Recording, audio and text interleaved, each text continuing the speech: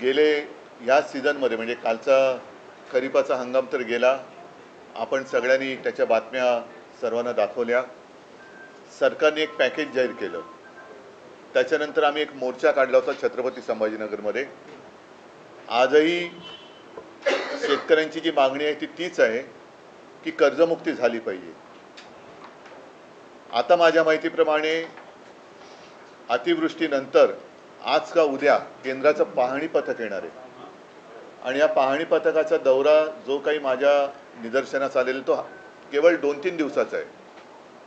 2-3 दिवसामध्ये एवढ्या मोठ्या मराठवाड्याचा दौरा आणि संपूर्ण महाराष्ट्राचा हे केंद्रीय पथक करणार कसा, कुठे नेमकं जाणार आणि त्याच्यानंतर त्यांना नुकसानीचा अंदाज आल्यानंतर ते प्रस्ताव कधी पाठवणार।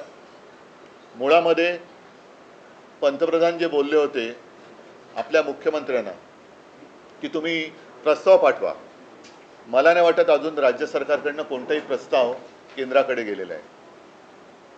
हे थोडं आहे म्हणूनच आज सुरेची बातमी आलेली आहे की पीक विम्याच्या नुकसान भरपाई पायी अवघे 2 रुपये आणि काही पैसे हे आपल्या ठाणे पालघर जिल्ह्यातल्या शेतकऱ्याला मिळालेले आहेत। म्हणजे थट्टा चाललेली आहे। कर्जमुक्तीसाठी शेतकरी जेव्हा रस्त्यावरती आता उतरला होता त्याला पुढच्या जूनचा वायदा मुख्यमंत्र्यांनी केलेला आहे आणि त्यावेळेला मी काही प्रश्न उपस्थित केले होते की पुढच्या वर्षी जूनमध्ये जर कर्ज माफ होणार असेल तर तोपर्यंत आत्तापर्यंत डोक्यावरती असलेल्या कर्जाचा जो डोंगर आहे त्याचे हप्ते शेतकऱ्यांनी भरायचे की नाही भरायचे। आत्ता जो रब्बीचा हंगाम येतोय त्याच्यासाठी नवीन कर्ज कसं मिळणार, कारण जमीनच गेलेली आहे वाहून। मग ते कर्ज मिळाल्यानंतर त्याचे सुद्धा हप्ते भरायचे की नाही भरायचे। आणि सगळ्यात महत्त्वाचा प्रश्न म्हणजे जे एक अतर्क्य असं विधान मुख्यमंत्र्यांनी केलेलं आहे की बँकांचा फायदा होईल कर्जमाफी केली तर, म्हणून आम्ही कर्जमाफी करत नाही आहोत। मग आत्ता जर का कर्जमाफी केली तर बँकांचा फायदा होणार आणि जूनमध्ये केली तर तो फायदा होणार नाही। हे कोणतं कसं काय गणित, कारण त्यांचं अर्थशास्त्र हे चांगलं आहे असं त्यांना वाटतं, तर त्यांनी त्याचा एक खुलासा केला पाहिजे। माझं तर स्पष्ट मत आहे, मी मुख्यमंत्री झाल्यानंतर माझं पहिलं अधिवेशन हिवाळी अधिवेशन आणि एकच अधिवेशन मी मुख्यमंत्री म्हणून झालं होतं नागपूरला। कोणताही अभ्यास न करता, कोणी मागणी न करता मी माझ्या राज्यातल्या शेतकऱ्याला 2 लाखापर्यंतचं पीक कर्ज हे माफ केलं होतं, मुक्त केलं होतं। आता ती सिस्टीम लागलेली आहे, ती माहिती गोळा झालेली आहे, डेटा सगळा तसाच आहे। मग जी योजना आम्ही यशस्वीपणाने अंमलात आणून दाखवली होती ती संपूर्ण सिस्टीम तशी आहे, डेटा तसाच आहे। तर त्याच महात्मा फुले कर्जमुक्ती योजनेचा दुसरा टप्पा सरकारने आत्ता जाहीर का करू नये? आत्ता जाहीर करू शकतं ते, कारण सगळं त्यांच्याकडे माहिती आहे, आम्ही कसं केलं काय केलं हे सगळं माहिती आहे। शेतकरी आजही मी कुठे गेलो तरी सांगतो की साहेब तुम्ही आमची कर्जमुक्ती केली, कर्जमाफी केली, या सरकारला करायला लावा। म्हणजे आम्ही केलं होतं हे आता लोकांनी मान्य केलेलं आहे आणि कोणाला विचारलं तर लोक सांगतात की तुम्ही केली होती। तर तो सगळं पूर्ण यंत्रणा तिकडे आहे, डेटा आहे, त्याच्यात आणखीन काही सुधारणा असेल तर ती करा, पण डेटा आहे। आम्ही कोणती अट शर्ती बिरती अभ्यास कोणती परदेशी समिती आमच्याकडे नव्हती, सगळं स्वदेशी होतं आणि शेतकऱ्याशी आम्ही प्रामाणिकपणाने कर्जमुक्ती करून तसे वागलो। तसंच हे सरकार आता का वागत नाही? मी तर 5 तारखेपासून मराठवाड्यामध्ये संवाद दौऱ्यावरती जाणार आहे। इथे माझ्या कोणत्याही जाहीर सभा नसतील, शेतकऱ्यांशी मी थेट संवाद करणार आहे। जे पोकळ आश्वासन मुख्यमंत्र्यांनी दिलं होतं की दिवाळीपर्यंत, दिवाळीच्या आत काही पैसे शेतकऱ्याला मिळतील, काही पैसे त्यांनी काही हजार कोटी इथून तिजोरीतून रिलीज केलेत असं म्हणतात, तर मी शेतकऱ्यांना जाऊन विचारणार आहे। मिळाले असतील तर आनंद आहे, नुसतं काहीतरी आग पाखड करायची किंवा टीका करायला म्हणून मी जाणार नाही आहे, पण ते मिळाले पाहिजेत। त्याच्यात महत्त्वाचा मुद्दा असा आहे की आज शेतकऱ्याला बाकी मदतीची अपेक्षा किंवा गरज आहेच, पण त्याच्या आधी त्याची ज्यांची जी खरडून गेलेली जमीन आहे ती जमीन पूर्ववत करण्यासाठी शेतकरी सांगतोय पहिले मला माती द्या, पहिले माती द्या। ती मातीच जर का अजून मिळाली नसेल तर तुम्ही पुढच्या गोष्टी कशा करणार? आणि दर हेक्टरी 50,000 रुपये हे शेतकऱ्याची मागणी आहे। त्याचप्रमाणे कर्जमुक्ती झाली पाहिजे ही शेतकऱ्याची मागणी आहे। इतर बाकी अनेक गोष्टी आहेत।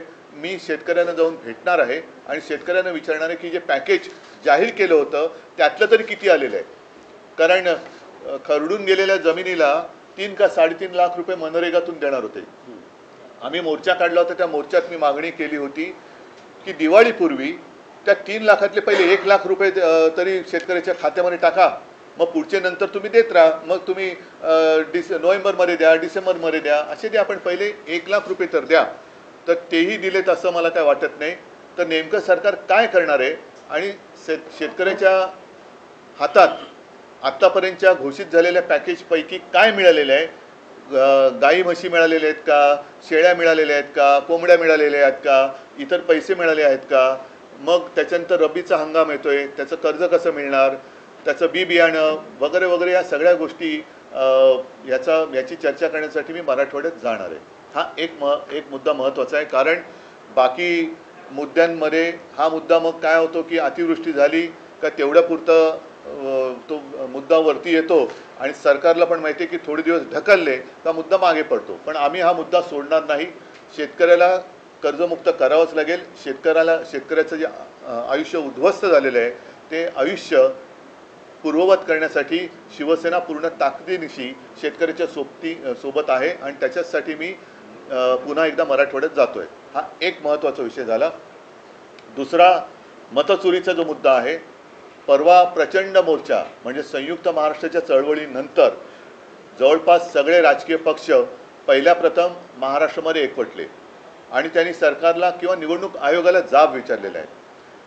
त्या माझ्या भाषणामध्ये मी असं म्हटलं होतं की आता आम्ही मतदारांची ओळख केंद्रे, मतदार ओळख केंद्र ही सुरू करतो शाखांमधून. त्याची सुरुवात आता होईल, कारण 6 तारखेला ती यादी प्रसिद्ध होईल. त्याच्यानंतर मला वाटतं पुढच्या आठवड्याभरामध्ये आक्षेप आणि काही सूचना असतील त्या स्वीकारल्या जातील.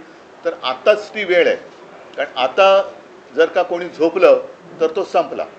मी माझं स्वतःचं उदाहरण त्या दिवशी दिलं की माझ्याचकडे माझ्या मतदार यादीतल्या नावाचं व्हेरिफिकेशनसाठी निवडणूक आयोगाची लोकं आली होती.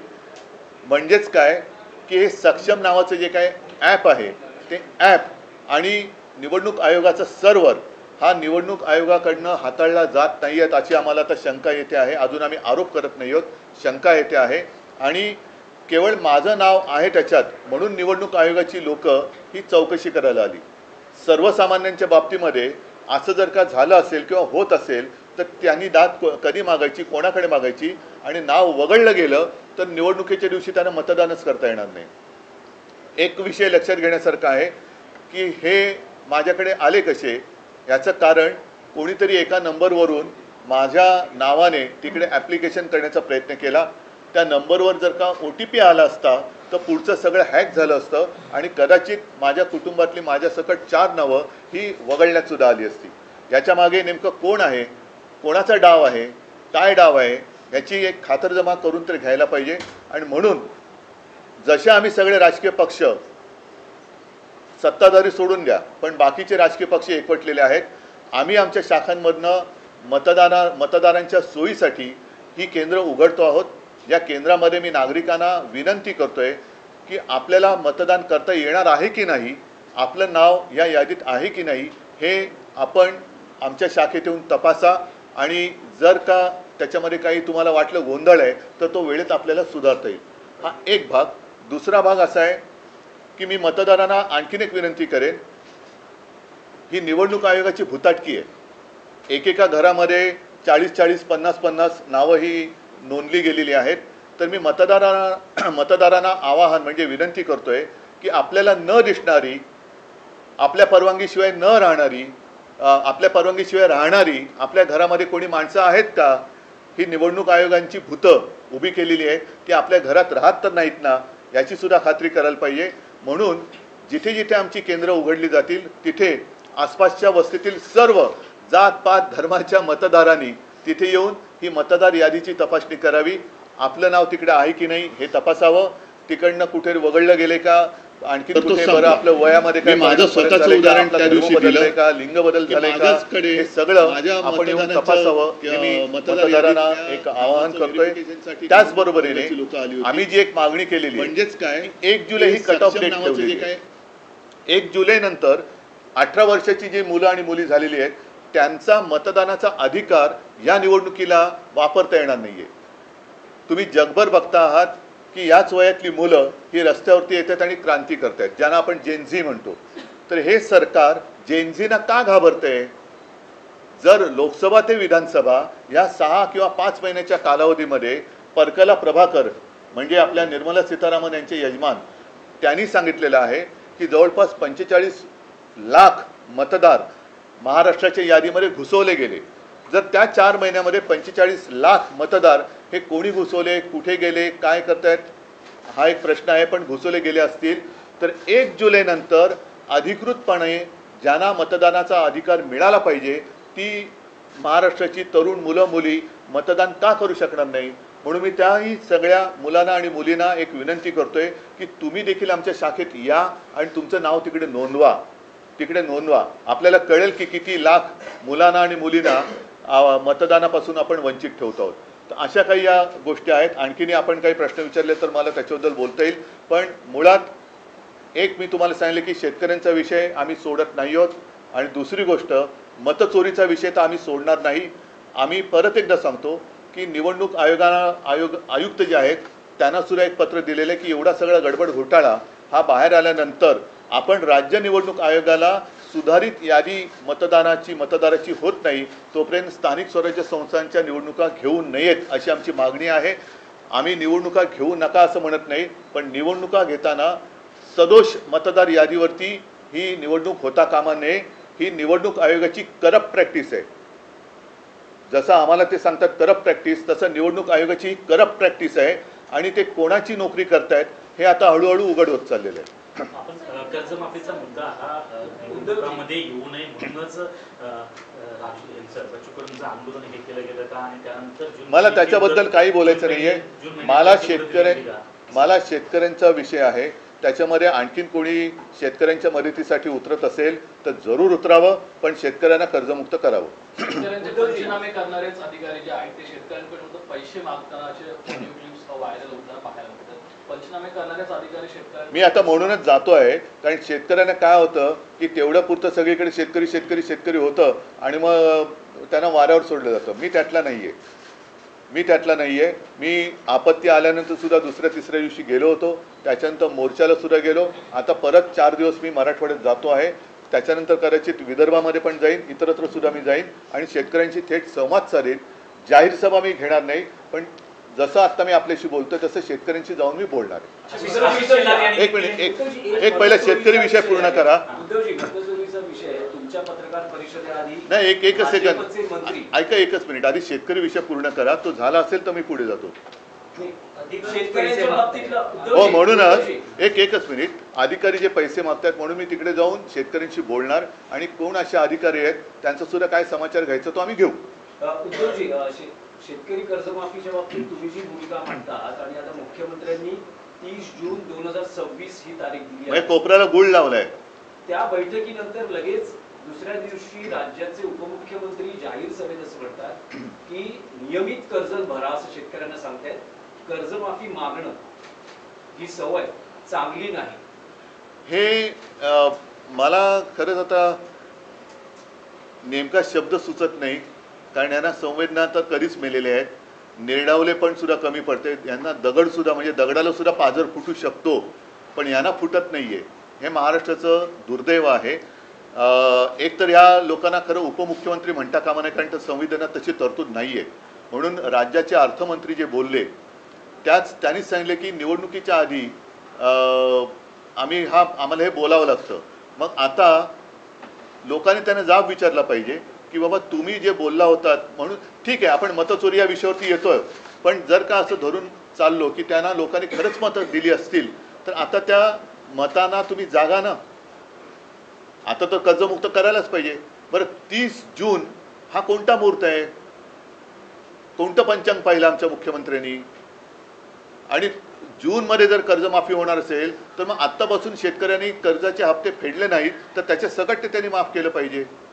त्याच्याबद्दल त्यांनी बोललं पाहिजे.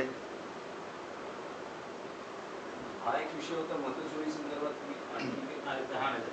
आशिष आशिष शेलार यांची आता तुमच्या पत्रकार परिषदेआधी पत्रकार परिषद झाली त्यात त्यांनी थेट तुमच्यावर आणि राज ठाकरेंवर आरोप केलेले आहेत की मतचोरी संदर्भात मांडत असलेली भूमिका ठाकरे बंधूंची दुटप्पी आहे ती फक्त हिंदू आणि दलित त्याला क्रिकेटचं असल्यामुळे टप्पे कळत असतील बहुतेक, पण त्याने फुलटॉस दिलाय. तुम्ही बोला. येस, त्यांचं असं म्हणणं आहे की फक्त हिंदू आणि दलित दुबार मतदार दाखवले जात आहेत. मुस्लिम मतदार जे दुबार आहेत तिबार आहेत त्याबद्दल ठाकरे बंधू का बोलत नाही. आणि दुसरं त्यांचं असं म्हणणं आहे की लोकसभा निवडणुकीच्या प्रक्रियेत सुद्धा तुम्ही याच मतांवर निवडून आलेला आहात, विधानसभेत सुद्धा त्याच मतांवर निवडून आलेला आहात आणि हा सगळा गोंधळ लोकसभेपासून झालेला. मला आशिष शेलार, मी खरं त्यांच्यावरती कधी बोलत नाही, पण आज मी त्यांचं जाहीर अभिनंदन करतोय कारण त्यांनी नकळत देवेंद्र फडणवीसांना पप्पू ठरवलेलं आहे. कारण जे हे मानतच नव्हते त्याच्यामुळे महाराष्ट्राचा पप्पू म्हणून त्यांनी फडणवीसांना बोलण्याचं धाडस दाखवलंय. हा त्यांच्या अंतर्गत वादाचा परिणाम हा परिपाक असेल. कारण आशिष शेलारनी पत्रकार परिषद घेतली ती सुद्धा अशा मुहूर्तावरती घेतली की काल कदाचित रात्री उशिरा किंवा आज सकाळी आपल्या राज्याचे मुख्यमंत्री बिहारमध्ये घसा कोरडा करून येणार होते. ते घसा कोरडा करून आल्यानंतर आत्ता त्यांनी हे अमृत पाजलं की काय आरोपाचं किंवा माहितीचं हे काय कळत नाही. पण याचा अर्थ सरळ आहे की आशिष शेलारनी सुद्धा हे सिद्ध केलेलं आहे की मतदार यादीमध्ये गोंधळ आहे. आणि आम्ही जेव्हा निवडणूक आयोगाकडे मागणी करतो तेव्हा आमचं एक वाक्य असं दाखवा की तुम्ही या मतांमध्येच सुधारणा करा. आम्ही पूर्ण मतदार यादीमध्ये सुधारणा मागतो आहोत त्याच्यामध्ये. आणि दुसरी गोष्ट काय की कदाचित त्यांची उठबस तिथे असल्यामुळे त्यांना ती नावं मिळाली असतील. आमची उठबस तिकडे कमी आहे म्हणून आम्हाला ही नावं मिळाली असतील. त्याच्यामुळे आम्ही जी मागणी केलेली आहे ती संपूर्ण मतदार यादी सदोष आहे आणि ती सुधारणा होत नाही तोपर्यंत निवडणुका घेऊ नका ही आमची मागणी आहे. पण आशिष शेलार यांचं धाडस हे कौतुकास्पद आहे. नाहीतर साधारणतः आपल्या नेत्याच्या विरोधात बोलण्याचं धाडस हे आता भाजपवाल्यांच्या अंगात राहिलेलं नाही. हा आरोप थेट त्यांनी मोदी शहांसकट सगळ्यांवरती केलेले. कारण लोकसभेपासूनचा त्यांनी घोटाळा काढलाय. म्हणजे इतरत्र ते जे जिंकलेत मोदी शहा अगदी वाराणसी बिराणसी त्या दिवशी संजय राऊत यांनी काढलं ते सगळं. तर म्हणजेच काय की सगळा घोटाळा त्यांनी केलेला आहे. आणि दुसरा महत्त्वाचा, सरकार तुमचं असताना विरोधक घोटाळे करतात म्हणजे तुम्ही सरकार चालवायला नालायकात. म्हणजे सरकार चालवायला तुम्ही नालायकात. तर हे सगळं एका दगडात आशिष शेलाराने अनेक पक्षी मारलेले आहेत. त्याच्याबद्दल मी त्यांचं कौतुक करतोय.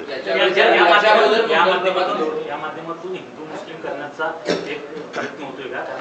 नाही, तो त्यांचा केविलवाणा प्रयत्न आहे. जेव्हा आम्ही अख्ख्या यादीमध्ये सुधारणा करा मागतोय त्याच्यामध्ये हिंदू मुस्लिम शीख ईसाई सगळे आलेले आहेत. आणि आम्ही त्या दिवशी जी काय उदाहरणं दिली त्याच्यामध्ये एक तर उदाहरण आहे की वडील हिंदू मुलगा मुस्लिम वगैरे ते आहे ना, हे सगळे आहे. म्हणजे इथलंच आहे. वडिलांचे नाव गोविंद शंकर माने, मुलाचं नाव दिलशाद नौशाद खान, हे आम्ही दिलेलं आहे ना. आता ह्याच्यामध्ये दोन्ही आले, हिंदू पण आले आणि मुसलमान पण आले. पण परत आशिष शेलार यांचं मी कौतुक करतो की काहीतरी नक्की बिनसलेलं आहे आणि त्यांनी देवेंद्र फडणवीसांना पप्पू ठरवून दाखवलेलं आहे. ते सप्रमाण दाखवलेलं आहे. म्हणजे आमच्या आरोपांना जर का किंमत नसेल तर किमान आशिष शेलारनी जी माहिती दिली त्याला तरी जागा. मी परत त्यांचं कौतुक करतो. देवेंद्र फडणवीस सारखं म्हणतात की 2012लाच आपण मतदार याद्यांचं पुनर्निरीक्षण करा, पुनर्रचना करा, ही आपली न्यायालयात याचिका आहे. आणि तेव्हापासून आपण वारंवार मागणी करतो. आशिष शेलारांनी ते आज म्हटलेलं आहे. होत का नाहीये? आम्ही सतत मागणी करतो. असं कुठे माझ्या तरी ऐकण्यात आलेलं नाहीये. त्यांचा जसा आम्ही मोर्चा काढला तसा त्यांचा कुठलाही मोर्चा मी बघितलेला नाहीये. ते कधी निवडणूक आयुक्तांना जाऊन भेटलेत असंही आम्ही बघितलेलं नाहीये. ज्याप्रमाणे आम्ही चोकलिंगम साहेबांना भेटलो, वाघमारे साहेबांना भेटलो तसे ते कुठे भेटलेले नाही आहेत. आमची लोक आता ज्ञानेश कुमारना जाऊन भेटत आहेत तसे ते कुठे भेटलेले नाही आहेत. आम्ही आता ह्याच्याबद्दल मी काल परवा म्हटलेले की आम्ही कोर्टाचे दरवाजे सुद्धा एक ठोठवण्याचा केविलवाणा प्रयत्न करणार आहोत. न्याय मिळाला तर मिळाला. मुख्यमंत्र्यांचं आणखीन एक म्हणणं आहे. त्यांचं म्हणणं आहे की वोटर लिस्ट जी आहे ही अशुद्ध असता कामा नये, याच्याशी आम्ही सहमत आहोत. परंतु त्याच्यामुळे भाजप जिंकली हे तुम्ही सिद्ध करा, हे तुम्ही आव्हान देता. जर नसेल ना तर मग तुम्ही आमच्याबरोबर या ना निवडणूक आयोगाकडे. तुम्हाला पण आम्ही जेव्हा निवडणूक आयुक्तांकडे जायचं होतं तेव्हा आम्ही भारतीय जनता पक्षाला सुद्धा आमंत्रण दिलं होतं. देवेंद्र फडणवीसांना यायला पाहिजे होते. ते जेव्हा बाकीचे सगळे एक येतात आणि एक व्यक्ती येत नाही, याचा अर्थ असा लावला तर गैर काय की मग फायदा तुम्ही घेतलात. आमच्यासोबत त्यांनी यायला पाहिजे होतं. जर ते एवढे वर्ष मागणी करतायत तर त्या दिवशी त्यांच्याकडनं कोणतरी यायला पाहिजे होतं. आता त्याच मुद्द्यावरून बुलढाण्याचे आमदार संजय गायकवाड शिंदे गटाचे आहेत, त्यांनी तिथे म्हटलं की निवडणूक आयोगाला लाच वाटली पाहिजे अशा प्रकारचे दुबार. बघा थोडक्यामध्ये काय की आता जो मुद्दा आम्ही उचलला मतचोरीचा आणि तो आज पुराव्यानिशी तुमच्यासमोर आणला, जनतेसमोर आणला. आता पहिला मुद्दा परत मी सांगतो की सर्व नागरिकांनी जाग आता आलेली आहे, आता झोपता कामा नये. कारण आपल्याला सरकार निवडण्याचा अधिकार आहे. आता सरकार मतदार निवडायला लागलेलं आहे, हे घातक आहे. म्हणजे जसं टांझानियामध्ये 98% म्हणजे 98% मतं हे तिथल्या अध्यक्षांना मिळाली आणि 2% जी जनता रस्त्यावर उतरली ती केवढ्या मोठ्या संख्येने उतरली. म्हणजे काहीतरी टक्केवारीत गफलत आहे. तुम्ही न्यायालयीन लढाई लढणार आहात कारण आम्ही एक केविलवाणा प्रयत्न करणार आहोत.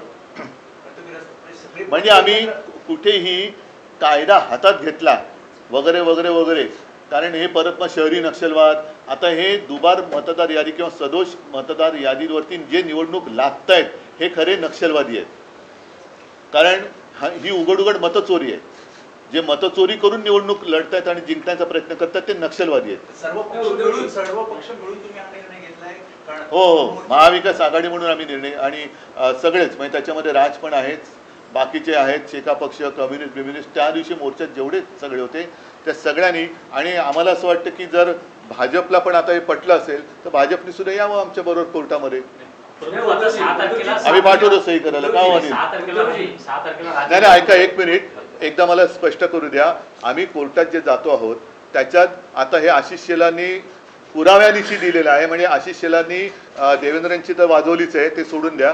पण त्यांना जर काही पटलं असेल तर त्यांनी सुद्धा आम्ही जे काही कोर्टात जातो त्याच्यामध्ये भाजपाने सुद्धा यावं आमच्याबरोबर कोर्टात.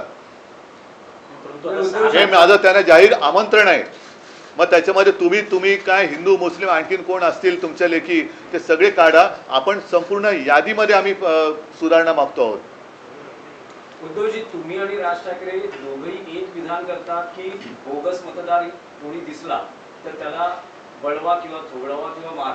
तर अशा वेळेस यावेळेस निवडणूक प्रक्रियेत किंवा मतदानाच्या दिवशी मतदान केंद्रावर प्रचंड गोंधळ किंवा कायदा सुव्यवस्थेची परिस्थिती निर्माण होऊ शकते. अभूतपूर्व पण ती नाही झाली म्हणजे ती व्हावी अशी आमची इच्छा नाहीये. म्हणून बोगस मतदारांनी मतदानाला याचं धाडस करूच नये. कारण आता आम्ही नावानिशी आणि पत्त्यानिशी सगळीकडे चेकिंग करतो.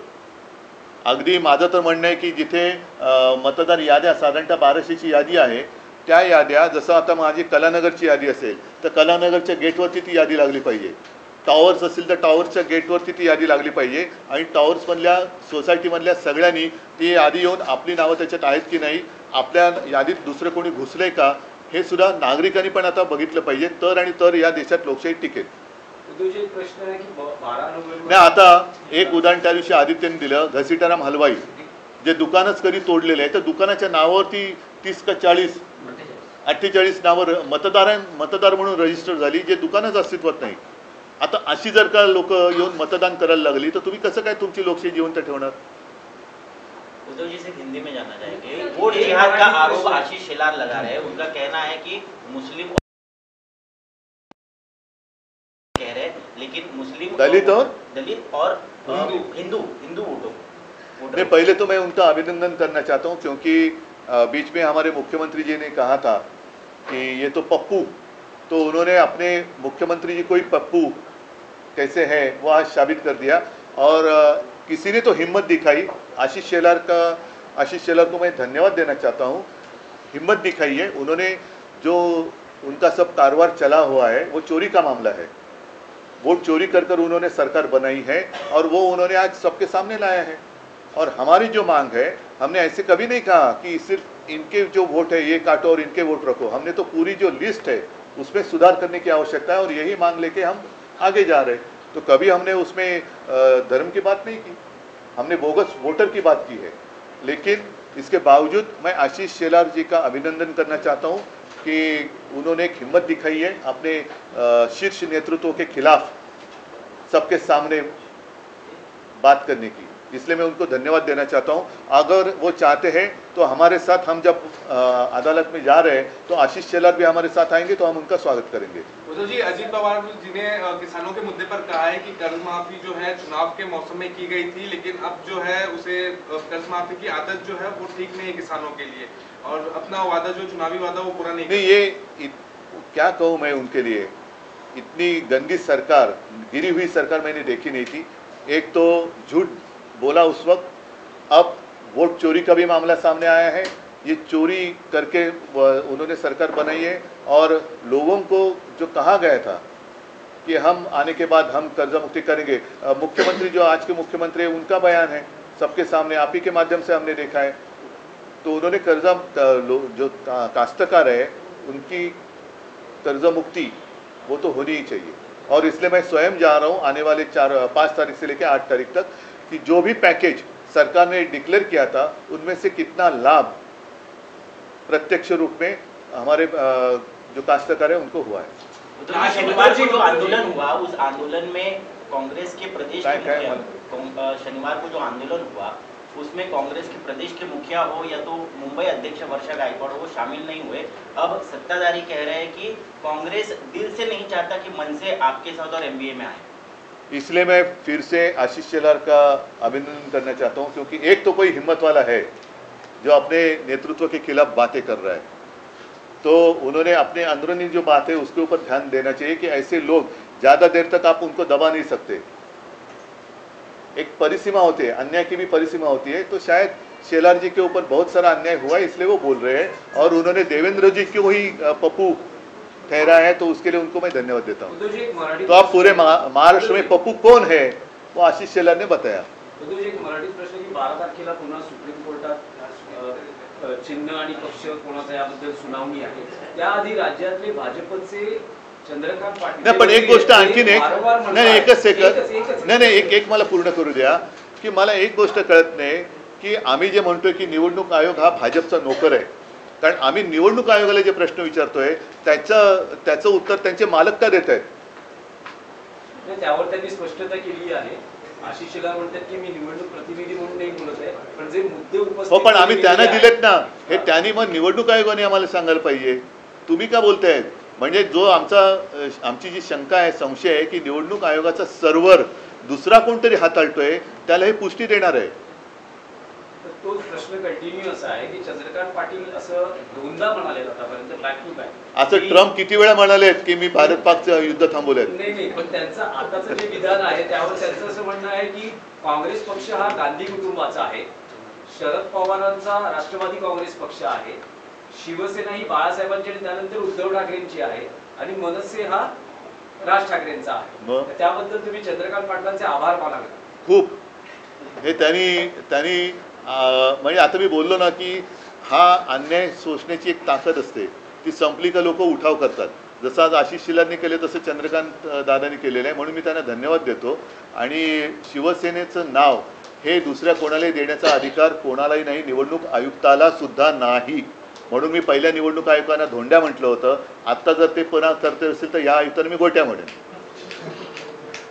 तो जी, राज्य में 2 बड़ा मुद्दा है इस वक्त, किसानों का और वोट चोरी का, और इस बीच में महाराष्ट्र सरकार ने राष्ट्रगीत के 150 वर्ष पूरे होने पर जो है तमाम स्कूलों में राष्ट्रगीत जो वंदे मातरम है वो उसकी प्रदर्शनी लगवाई है। और क्या ये तमाम मैं तो पहले 2 मुद्दे पर बात करना चाहता हूँ। एक मुद्दे ये क्या करते हैं कि अगर कुछ बातें उनके गले तक आती है तो वो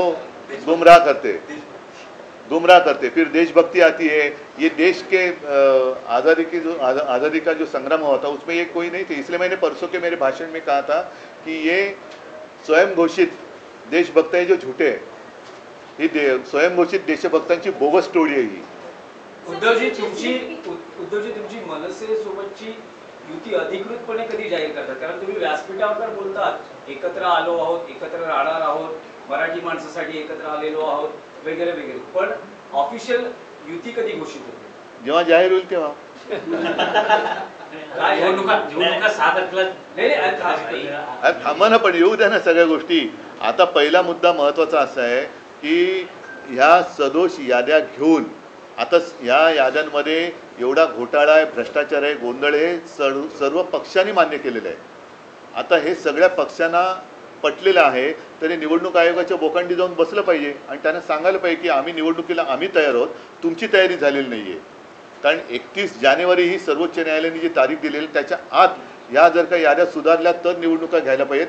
सर्वोच्च न्यायालय कधी असं सांगणार नाही की वाटेल ते करा, खोटं तर खोटं, बोगस तर बोगस, दुबार तर दुबार, तुम्ही निवडणुका घ्या, असा सर्वोच्च न्यायालयाचा आदेश नाही आहे. त्याच्यामुळे या सगळ्या गोष्टी आमच्या गोष्टी ज्या आहेत त्या चालू आहेत. पहिलं लोकांना जागरूक करणं, जाग आणणं हे आमचं कर्तव्य आहे आणि ते आम्ही करतो.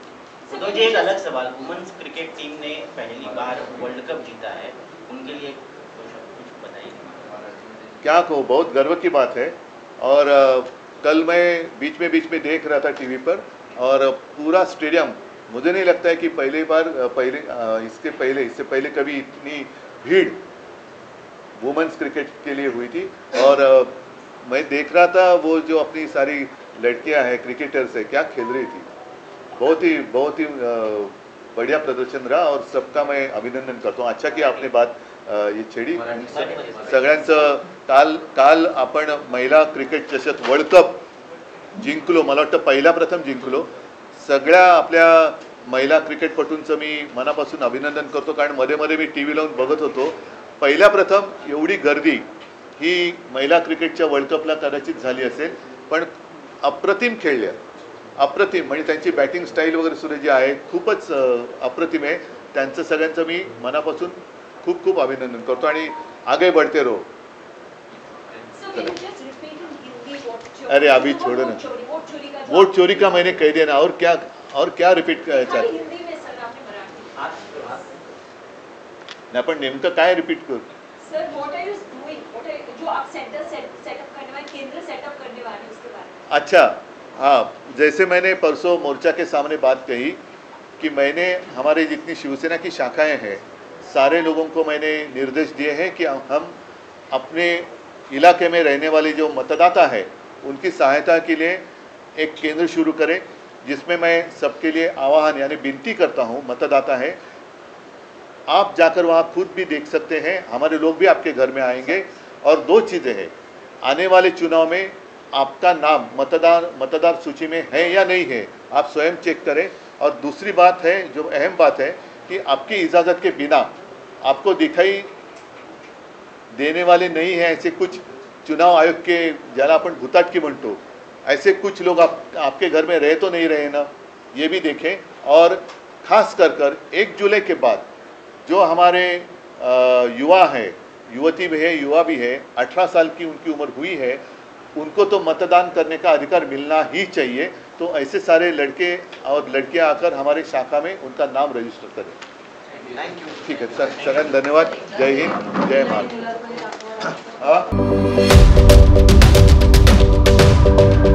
यूट्यूबवर सुद्धा रायगड टाइम्स सर्च करा आणि पहा रायगडच्या कानाकोपऱ्यातील प्रत्येक बित्तम बातमी. आणि हो, लगेच सबस्क्राईब बटनवर क्लिक करायला विसरू नका. रायगड टाइम्स, आपलं चॅनल, आपला आवाज.